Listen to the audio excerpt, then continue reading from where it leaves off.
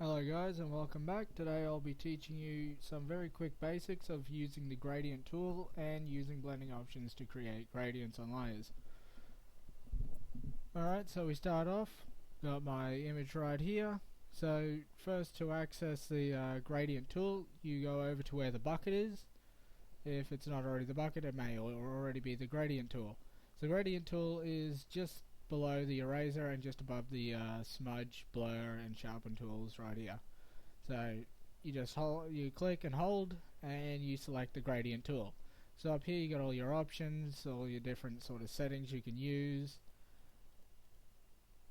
We'll stick with just our black and white here. You can select your other little options here where it will create a sort of like those effects and different ways of aligning the gradient. The radial is usually what I use. Personally, I prefer the radial. It's definitely one of the most useful for making signatures and even logos. So, nice easy way to use it is you got your settings here. You can either create a new layer and simply just drag up and it'll create like a circular. You can see the circle here. I'll put it into the center here. You can see where the radial is, and you can easily switch that around by just switching the colors around the opposite way. So if I press X here, it switches it around. So there we go. Now we got the white in the center. X again puts the black there. So there are other ways. By selecting this, it makes the secondary color transparent. So you can get like, say, a circular sort of overlay like that. You can then go through these options here, say overlay, soft light,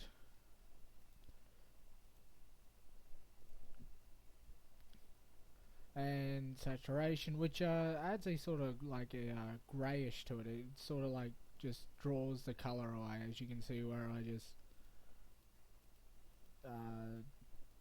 switch the layer off and on. So that's one way. Another way would be to create a new layer and use this. So we then change it to linear, and just by scrolling around you can then add sort of the darkish over this side, bring in like a sort of like darkish effect right there. Well, that didn't turn out too well. Radial over this side, change it back to wide, brighten it up a little bit, and simply just go to soft light or even overlay. As you can see, it darkens the corners. The corners have now been darkened, while the upper left is a little brighter than the rest.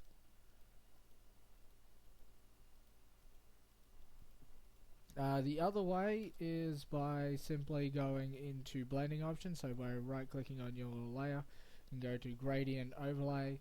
Here you've got all your other little settings and do wackies as you screw around here. Change the scale.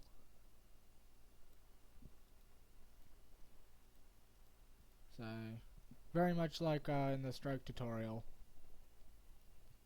So once again you can do the soft light overlay,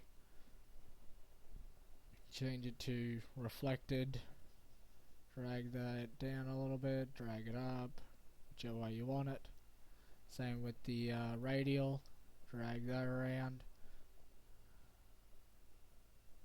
Once again you can reverse it, so that way the whites around here sort of like lights up an area.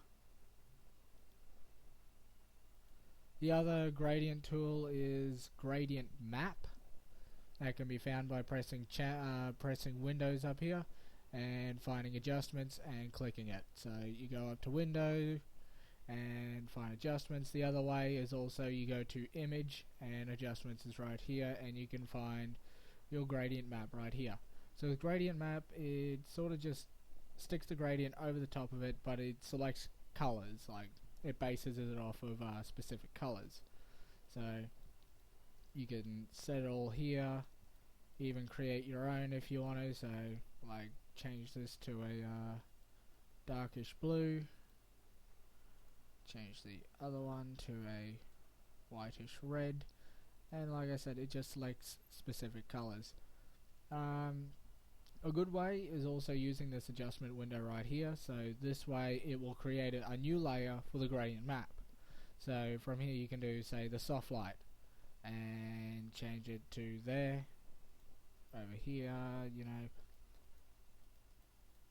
adding all those other sort of effects, and once again overlay and change the opacity.